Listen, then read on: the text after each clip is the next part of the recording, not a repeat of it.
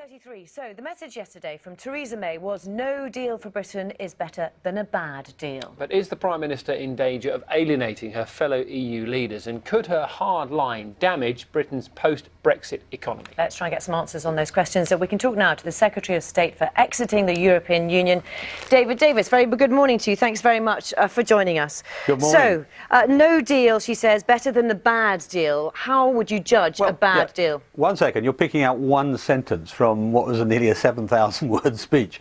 The aim that the Prime Minister was putting in front of the country yesterday was, with great clarity by the way, was a deal which is in the interests of both Britain and the European Union, that seeks to preserve the best of what we have whilst giving us the freedom to trade globally, and a deal which, a proposal for a deal which will get hopefully the whole country behind it. Those who voted leave, those who voted remain, because it's in the interest of the whole country. That's the aim.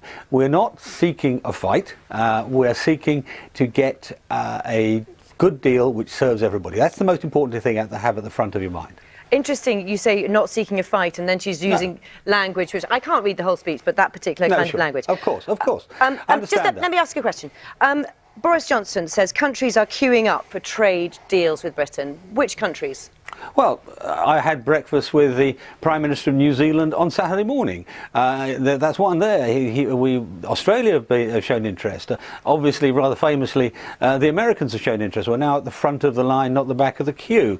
And so there are a whole series of countries. And we're also talking to countries which have existing deals with the European Union, which we want to carry over after we leave. So there are a whole series of countries involved there. OK, and do you concede that any kind of deal with whether it be New Zealand or America that you mentioned takes time? How much time before you can get deals with these countries? Well, bear in mind that we can't actually sign off on such a deal for 2 years. So we've got quite a lot of time in hand, in one sense, that to talk about them exactly what they want to see in the deal, what it would involve, and so on. So we will get to a point very, very soon after leaving where we know exactly what both sides want out of the deal, and be able to sign very quickly, I think. OK, so we know it's at least... I don't actually think time's a problem with those deals. Don't you? So you've got 2 years to be. You'll be having conversations in these 2 years. Then suddenly, at the end of 2 years, you can do the deal. Well, suddenly, I think all these things is government we're talking about here. Suddenly is putting it too strongly, but I think so very soon after departure from the Union. Okay, what months? Oh, look, I'm not going to get into predicting what day we're going to sign these things on.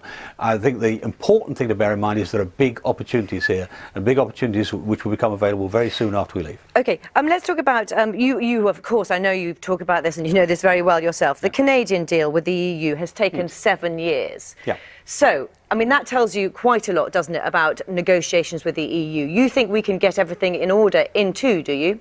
I think we can agree in 2. I mean, we may need some implementation elements to take place after that, but I'm not talking long periods. I mean, just to, I don't know, whether it's a new customs arrangement or a new border arrangement or whatever, and also for companies to accommodate. But the big difference between something like Canada, which is a sort of state-of-the-art deal in many ways, is that when you're doing all these deals, one of the big things you have to worry about is common standards, so that the car made in this country is considered safe and saleable and meets all the standards in another country. The day after we leave the European Union, all of our standards will be identical. There's no negotiation to do there. They're identical. Secondly, we're in a situation where we both have a big vested interest in maintaining the trade we already have. The Europeans sell 290 billion to us every year, cars, pharmaceuticals, food, you name it. They want to preserve that. It's in their interest to have what you might think of as frictionless free trade with us, just as much as it's in ours with them. So there are very, very big incentives and big technical advantages because we already start on the same basis. OK, can we talk about process as well here in the UK? Because the Prime Minister says that she would give Parliament a vote on the deal that she strikes. If, for example, Parliament were to vote no on that, what happens? Well, I have no intention they will vote no. I'm going to bring them back a deal which they want to do. But I think people are over-focusing on a single vote. There are going to be a lot of votes on this along the way. This is not going to be so we sort of turn up after 2 years of silence and say, here you are, choose this. Okay. No, what's going to happen is you're going to have the Great Repeal Bill go through with a great deal of discussion of what we intend there. Then after that, there are going to be major pieces of legislation which relate to the policies that are affected by the negotiation and by the departure.